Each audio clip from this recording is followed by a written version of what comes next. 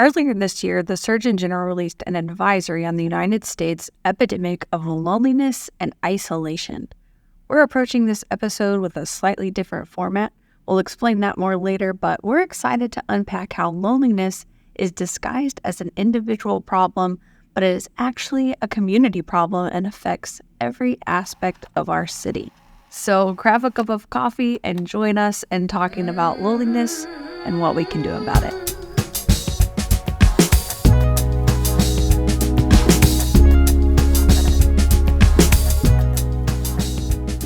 So our special guest today is each other. Yeah. Oh, that was great. Good job, Jonathan. Yeah. Had this executive director thing figured out. So we decided to have this podcast episode as kind of a new type of podcast episode for the For Evansville podcast. Yeah, this is a trial one. So if you like it, let us know. Right. We have a lot of conversations in our office whenever we're sitting in here working, and we'll take a little break and say, hey, did you guys hear about this thing or that thing? And then we end up having really what I feel like are great conversations about it. And so this is an opportunity, just like with our original podcast, where we were having a lot of great conversations with people in our city and doing a lot of listening, and we wanted to invite others into those conversations. We thought maybe we could invite other people into these conversations that we have in our office as well. So this is kind of a new trial run at that, right? Yeah. And I feel like one of the first ones was you sent us an email with the U.S. Surgeon General declaring an epidemic. And we were all like, oh, great, here we go again. Another epidemic. Yeah. Not a pandemic, but it was on loneliness. And so it's actually like a 65-page report. Mm-hmm. And it's really good. So we'll put that in the show notes if you want to look through it. But there's just some things that we wanted to unpack with you guys, but also with each other. So yeah, and I think what's unique too is, we're just people of faith sitting around having conversations, and we think that, there's a lot of different views that are represented even in our office that we know in our city it's represented, and being able to have these conversations is actually really unique and fun. So I think it's a place for us to explore things, and we are not saying by any means we have all of the answers, but we think that these are conversations that people are having. Let's have them together. Yeah, and we'd love for you, the listener, to be part of those conversations as well. So if you have thoughts, we'd love to hear them from you. Obviously, we won't hear them during this episode, but we'll hear them after. So, well, we could call you next time. Yeah. We'll take live calls on the next episode. That'll be great. Yes. Okay, so one of the first things that caught my attention is I just read the Surgeon General wrote at the beginning of the report, just like his kind of an overview. Yeah, just an overview. Yeah. And so the thing that stuck out to me during that, and he says it'll take all of us, individuals, families, schools, workplaces, health care, public health systems, technology companies, government, faith organizations, and communities working together to change this. Mm-hmm. And that's what For Evansville is about, is getting people in every sector of their work to kind of to take on these challenges of our city. And so if loneliness is one of those, then everyone's going to have to work towards it. And he emphasizes over and over again that it is not the individual person's problem. Right. It's not that people want to be lonely. There's actually systems that need to change. Right. Yeah, and one of the things I liked about this report, on the surface, a loneliness epidemic feels like something that's hard to quantify, because I don't think we think of loneliness as like an emotional thing that's hard to measure or not very scientific maybe. But this report is, it is basically like medical scientific findings related to loneliness and its effects on our well-being. And so whenever we talk about advancing human flourishing in Evansville, this is kind of like a barrier to human flourishing that seems to be sort of ubiquitous. Like it touches people in all socioeconomic classes, in all different neighborhoods. It's sort of baked into our culture and our society. And in the report, they're kind of saying like, in order to change that and in order to address this problem, it's not isolated to one area. It's kind of this broad thing that has to be covered, which I thought was really interesting because I feel like we, even prior to seeing this report, have kind of made that observation in Evansville with the different topics that we cover. It feels like all of them come down to isolation is a really key factor. Yeah. Whenever we learned about like addiction and mental health, whenever we learned about some of the challenges associated with poverty, whenever we learned about kids growing up in like adverse childhood experiences, like the thing that people almost always said was the thing that can make a difference is if somebody has a really strong community of people who care about them and can help provide resources, but also just provide like their relationships and belonging to help them get through those challenges. I'd be curious how you guys define loneliness. Oh, Just like, because what you're saying is community, having that community. I might not have a large community or be plugged into my community, but I might not consider myself lonely, but maybe I should, you know? So what is that? I think it's interesting because as soon as you said that, I was like, oh, it's not like, I think it'd be really easy if you're a faith leader, church leader listening to this, you're like, I knew it, people just need to come back to church. Yeah. They need to be around other people. And Right. I think that it's very true to say that I've spent time in groups of people and also been lonely. Yeah. And I think that that's important to think about. You know, we've spent a couple years in isolation in different ways, and we're seeing more and more data come out. And I think this is where we're getting some of this data too. But I think loneliness is this space of not feeling seen, not being seen or not being connected to people in a way that feels intentional and valuable. It's more of a, because there's times where you can be in a space and you're like, you're with people, but you don't really feel like you're part of what's going on. Yeah. Yeah. Two things come to mind for me whenever I think about a definition of loneliness. One is we went to the Global Leadership Summit recently, and we heard a talk from Liz Bohannon on kind of like cultivating community and addressing loneliness. She actually referenced this epidemic as well. But she talked about how loneliness is not an indication of your like unworthiness of relationship. Like oftentimes there's a stigma around loneliness that like, if I'm feeling lonely, it's because people don't like me or I'm unlikable or unlovable. And she was pointing out loneliness isn't an indication that you're like not worthy of relationship, but it's an indication that you have an unmet need. And so I think that idea of an unmet need is really good. And whenever I think about what is that need, I think of another great leader that I heard from, Andy Crouch, who wrote a book called, I think it's called The Life We're Looking For. And in that book, he talks about how whenever a person is born into the world, the first thing that we look for is somebody who's looking for us. It's that idea that like a baby is like naturally wired to look for its mom's face and to make that eye contact and connection.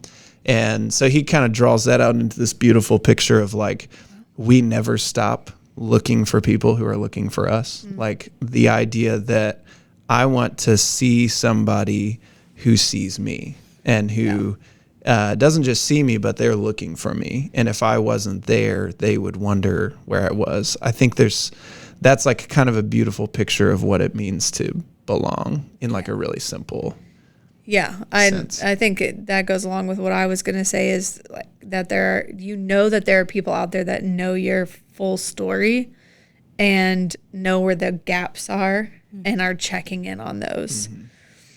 And so, yeah, man, those are good. Yeah. So what are some of the like reasons that we're experiencing this epidemic in the United States? So they just kind of reference these stats that they say like this could probably play into it.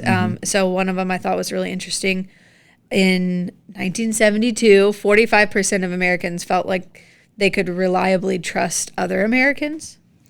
So that's still not great because it's like half, less than half. But it's talking like generally, right? Like I can trust other Americans. Yeah, It's like not like just your close friends or Right, something. right. In general, I can trust 45% of Americans. But in 2016, it had dropped to 30%. And then they don't have data from after 2016? or after 2020, which I think is probably way less than even 30%. So trustworthiness, I would say, causes isolation. Yeah. And if you're going to just find the people that you trust, if you naturally, like, we're naturally inclined not to trust people now. Right. And so I think that in itself causes a gap there of isolation. I mean, that's the first reaction that we have to most things nowadays, right? It's not that, and I think there's still some people who are like, oh, I believe everything, you know, and we like to, we like those people too. But most of us initially, like, we got an email in our office about a month ago, and I'm like, this isn't real. This is fake. And it ended up being real, and it was like this really great thing, but we don't expect good things. Yeah. Almost. We're It's like skeptical. Or like, you know, my dad calls me and he's like, what's this email I got? Should I open it? I'm like, don't click it. You know, that kind of thing. So and yet most of us at this point in our life, I think, are looking at like, people are always trying to scam us of some sort. Right. It's just weird. And so what does that do as a community when we don't trust one another? Yeah, I think too, whenever we think about our community specifically and the kind of those national stats of like, can I trust people generally?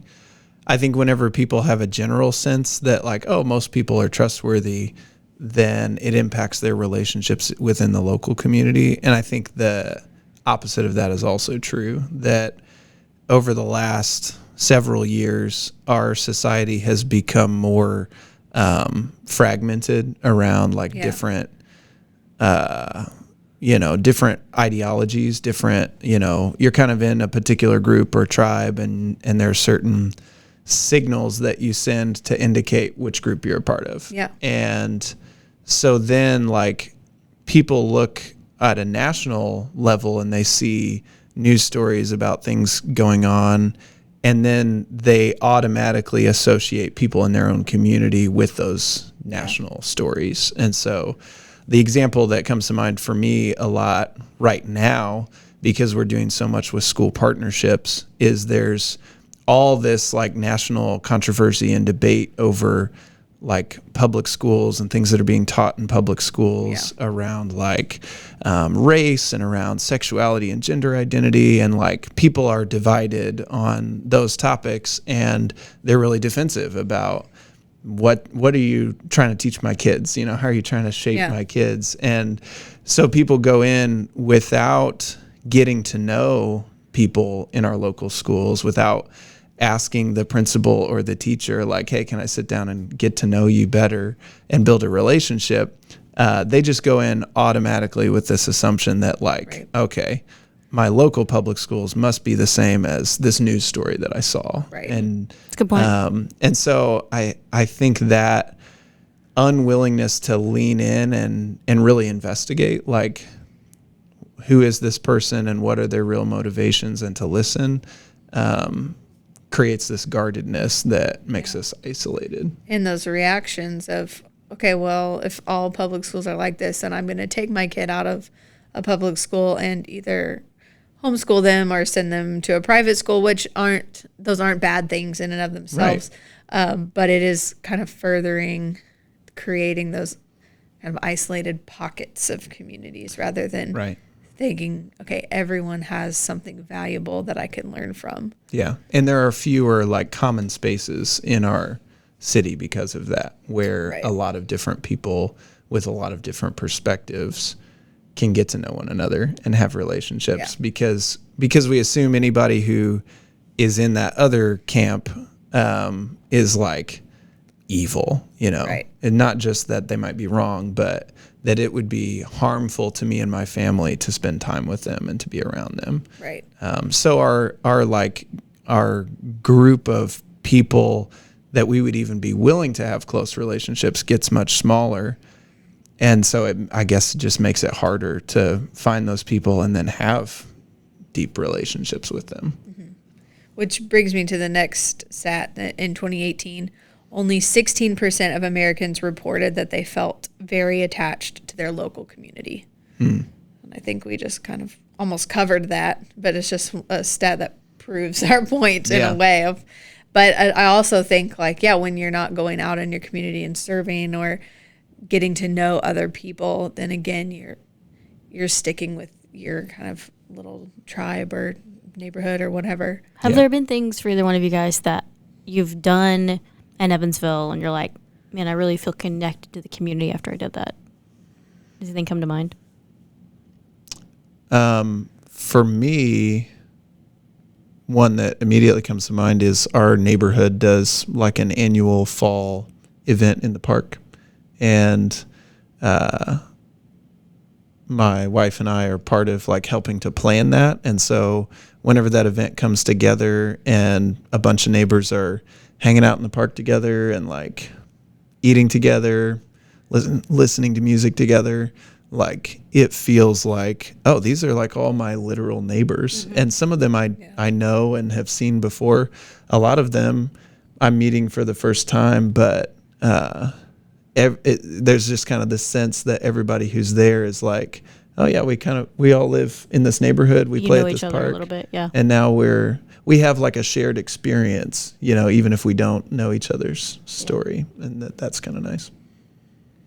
Yeah, I would say when I moved on my street for the first time and just getting to know everybody on our street made me feel more connected, because as I got to know them more, they were connected in their own sort of communities in Evansville, and getting to know those through their perspective, I feel like. And then, serving locally with my church too. Anytime I do something like that, then I always feel a lot more connected to what's really going on in our community.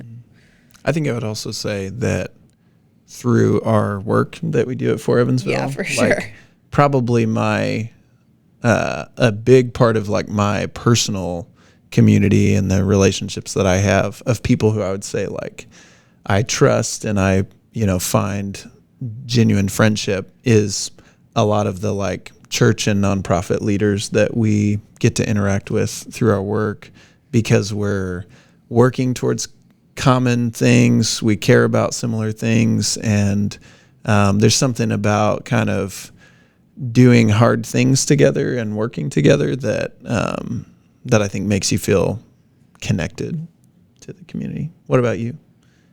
You guys are much better at this than I am, because my first thoughts were like the Franklin Street Bazaar. I love going to like, that's a great it's example. similar to what you're talking about in your neighborhood, but like West Side community is very close, and so like you run into people a lot, and being able to see similar vendors every week or every year as they come back, I think that makes you feel like I'm really connected to what's happening. Even things that have happened, like I think coming up around this time, they're doing like a market on Main at night. Like there's an opportunity for like something about being downtown has always been really like connected to some things. But then, you were talking about serving the church. Community One has been doing, events for the past few years, Love Your Neighbor Day. And I think those have been great because a lot of people gather together in one space. Now that's a kind of a one-day event, and that's never the hope. Like when I know in their organization, they want people to continue to do. But you do meet people, and serving together and knowing some things about what makes them want to be there is really fascinating. And I think those are the things that I think we could continue to look at, is like, especially when it comes to faith communities, we talk about the church.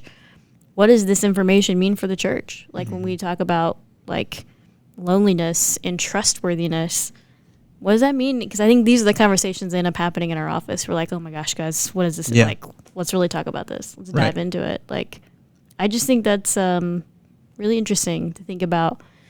We're seeing decline in people showing up to actual like institutional church buildings.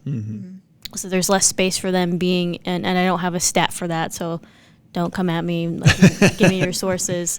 Just ask ChatGPT; it'll give it to you. Yeah.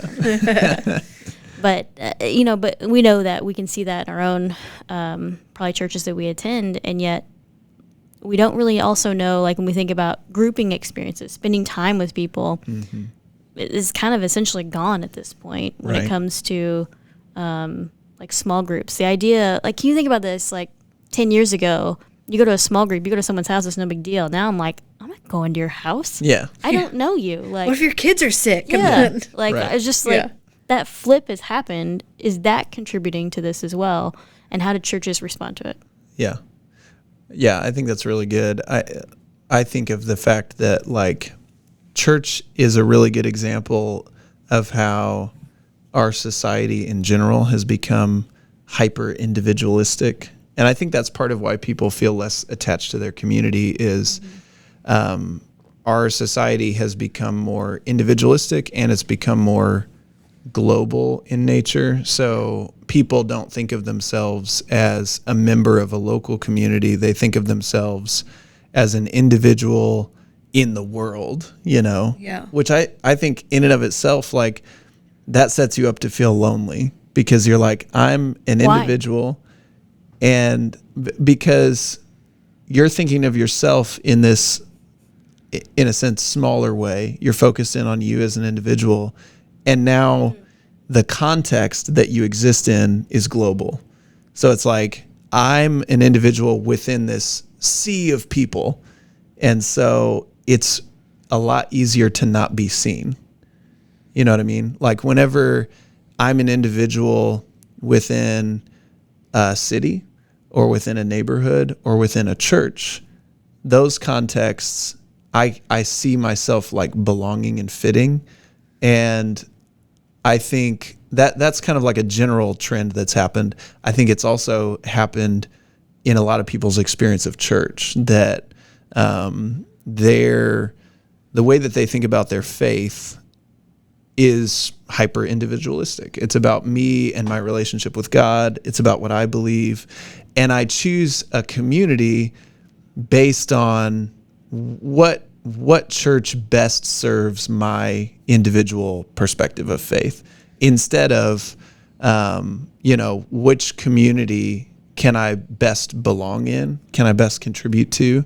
A really good example of this is I was talking to somebody in our community who works with church leaders a lot too, and he was telling me about he went to this rural church out near Mount Vernon, and he's going there for a meeting with a church leader, and the church leader, as they're walking into the church, like takes a minute to walk him through the graveyard that's right next to their church, which is like that used to be like the norm. You'd have a graveyard next to the church, and that's where your family was buried. And this church leader took the time to, I think, show him, if I remember correctly, the gravestone of the first person who was buried in that graveyard at the church. And it was a child who somebody had lost. And this child was a member of this guy's family from like a long time prior. Like this was like one of his like ancestors essentially. And that's very different from the church experience that I think a lot of people have today, which is I'm not choosing a church based on where's my family buried. And like, for him, Right. this church was like part of his family. It was like he goes there and wouldn't think of going anywhere else. And I think for a lot of people, church is more of like I'm going to pick the right product for me. Like we're in the habit of shopping around for what best meets our needs. And so I think whenever we approach church with that perspective, it's much easier to not feel like we belong because we're only there in this transactional way to like meet our individual need and then kind of move on. Yeah, it almost starts as we're actually going to talk about this in another episode, so look for that episode as well about consumer Christianity. But it seems like that's how you start going to a church, and then your growth is growing you into a person who belongs there.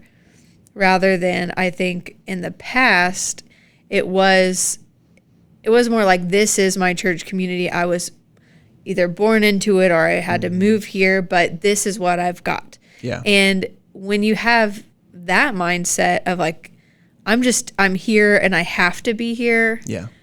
Not have to be here, but you know what I mean? I'm committed. I'm committed here. Yeah. Then you have to listen to different perspectives. You have to face like different beliefs or wrestle with something. And there's probably a more open community of, yeah, it's okay to disagree. Let's talk this through, but we're still going to love each other. And I think that might be something, an art communication form that's being lost at this time. And I would imagine that that's probably true of people who church isn't part of their life or social environment too. That in general, instead of belonging to a community and committing to a community and then like growing as an individual, we sort of start with I'm an individual and we shop around for relationships that serve our individual needs. And so we end up being disappointed because, and lonely because we're looking for this like sort of packaged version of relationships and community that it's kind of like, well, if it's messy and uncomfortable and not perfect, then I don't really want it. It's kind of like when you're shopping for fruit at the grocery store, like, okay, this piece of fruit might have a few bruises, but it still tastes just fine. But nobody's gonna buy it. It's gonna be thrown out. Because why would I buy that one when I can get the one that looks perfect? Well, that's a sermon illustration right there. I just had an idea, and I just have to throw this out there because I got to get it outside of my brain. You're talking about consumer. I have this great Saturday Night Live style sketch, but it's for churches. And you guys ever watch Supermarket Sweep? Yeah. You never watched I've Supermarket never heard Sweep? of this. Oh, Jonathan, You're so young. Watch this later. But they end up running through the store to get like items, sending them to run. Like, what are the things that you want? And it's like boxes of like things that churches offer, and throw it in your cart and run back. That'd be amazing. Let's do it. Yeah. Yes. Somebody create that for us, please. That'd be fun. I think we have the skills to do it. We could hit that.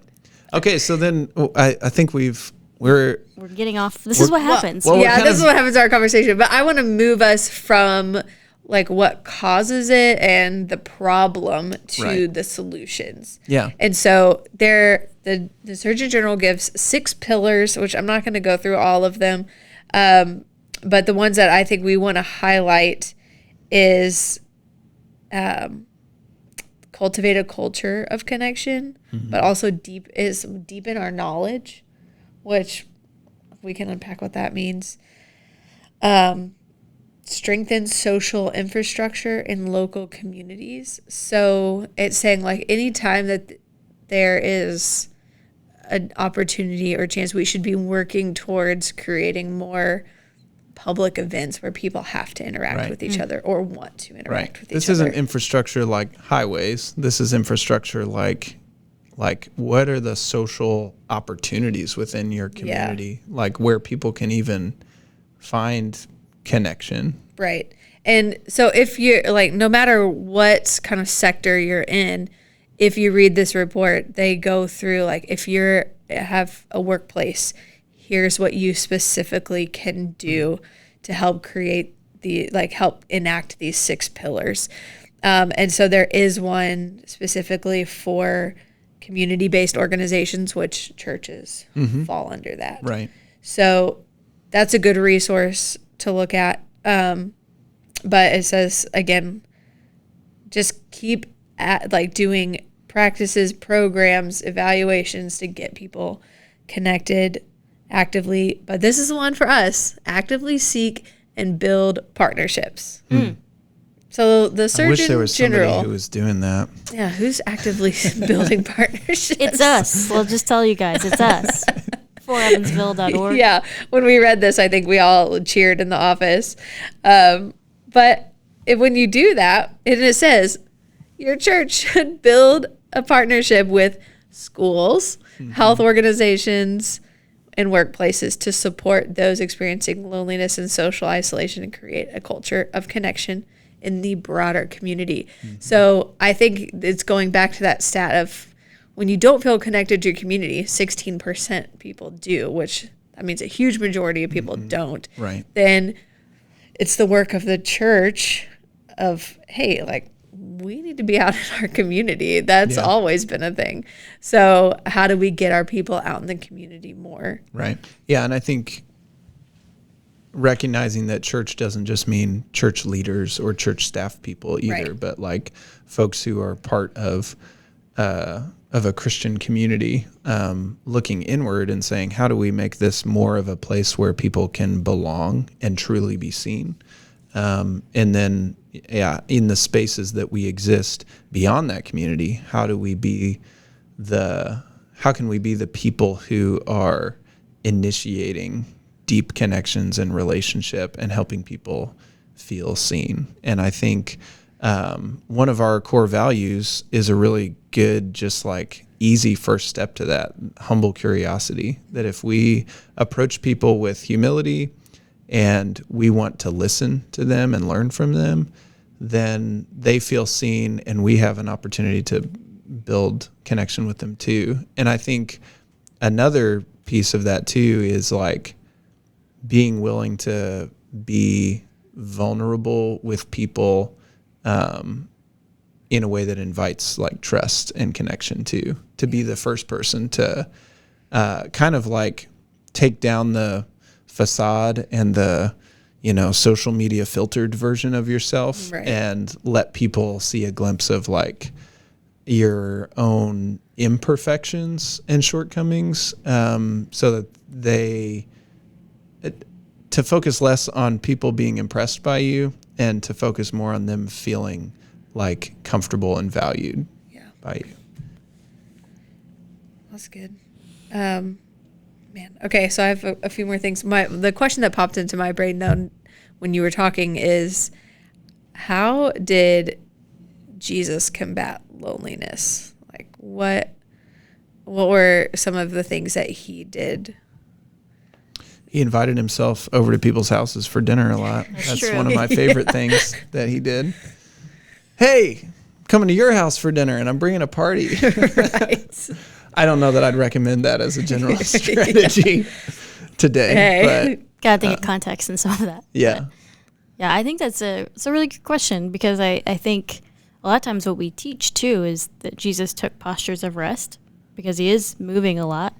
But I think the main thing to think about is he had groups of people that were important in his life. So we have crowds following Jesus. We have smaller groups, and then 12 who were really close, and then 3 who were like his very close people. And so I think noticing too that like we also can't over like stimulate ourselves to the point where we're not actually spending time with anybody, and understanding that there's a few people. I think that's one thing that's a different topic, but I would think that would be combating loneliness, would be knowing who those 3 and those 12 what proverbial groups are in your life. And maybe that's inside your church, maybe it's inside a group that you're connected to or your people you work with. But I think there's a lot of ways that we can look at like who are the people that, I think you said this really well earlier, that I can really be myself with. And I think that makes us not feel lonely. Jesus also just spent time with people. Like I think that's the big one. Like anytime I look like what's the main thing Jesus is pouring in, it's time.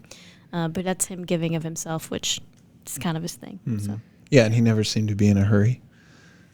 Right. He had the advantage of knowing things about these people, but that we don't have that advantage. But it was still, I'm just thinking like the woman at the well or whatever, he's just hanging out at the well for a minute because he's going to talk to this woman, or he goes to the leper community and, talks to someone, and he knows. That's the thing, is he already knows their story, but that's going to take work on our part. But just having that openness of, we're going to have to go out into these community spaces to be able to be Jesus. So if we stay in our own isolated bubble, then we're not going to have those opportunities. Yeah, I think it's also interesting to notice that he was often making an intentional effort to connect with the people who were least likely to be connected on their own, like people who were considered least important, or that that nobody was really like spending time with because they didn't maybe have anything to offer them from their perspective. So, he makes time for kids in a lot of instances, for people who are like socially and economically disadvantaged, people who don't have the same abilities as other people and are maybe in a position of depending on the generosity of others. And he sort of like had a habit of affirming their innate human dignity and recognizing like this person is just as deserving of my attention as anybody else. And I think whenever you make a habit of doing that, you kind of send a signal to everybody around you that like you're a safe person to connect with, and that everybody wants to be a part of that community. Like whenever you are intentional about elevating folks who are just often forgotten about or neglected, it creates the kind of community where people want to be a part of it, and I think it all of a sudden feels like, I don't have to be at my best to be a part of this group, because the people who seem, by our society's standards to not be at their best are being celebrated and elevated and dignified. Yeah. And so it's okay for me to not be this picture of perfection and excellence, things like that. Yeah. So if you're a church leader listening, what do you do? So this was a question I was going to ask you guys. This is where it gets like should we ask this question? Kind of thing. Yes. Now, is there a more important, or is it this? Do we treat these ideas the same? But is your church promoting internal community more than it's promoting external community, which is we're sending you out? It's more important for you to go out and integrate yourself into the community as Christians, or are we promoting like small groups and like our church is a family? Is there one that's more important than the other? Because I think there is something to be said about a church body, but there's also like we don't want to fall into that isolation trap.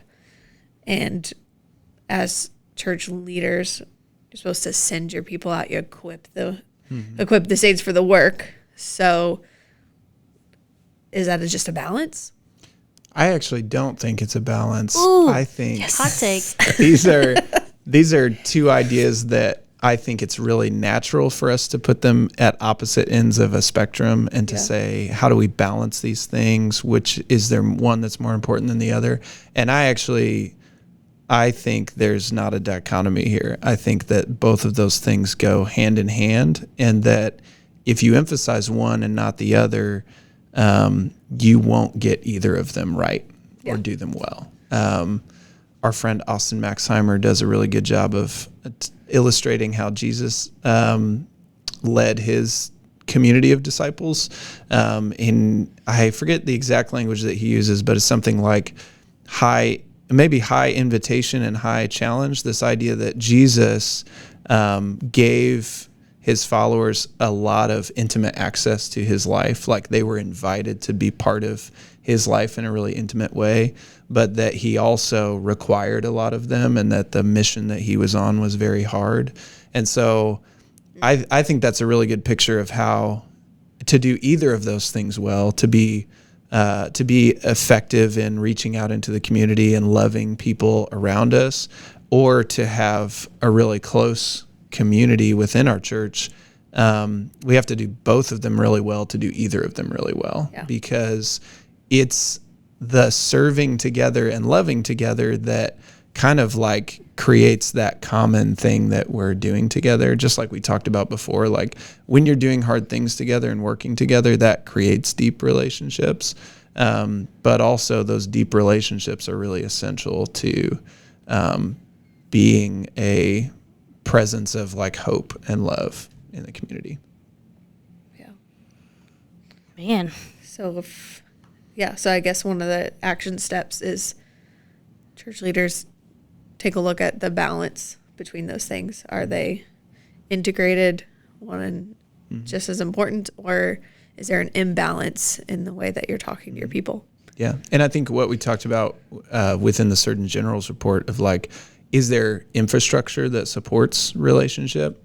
Being able to kind of just take an assessment of the church community that you're a part of, whether you're a church leader or just a church attendee who's part of a community, to say, man, if I wanted to build deep relationships with somebody, what are the opportunities to do that? Are those opportunities working?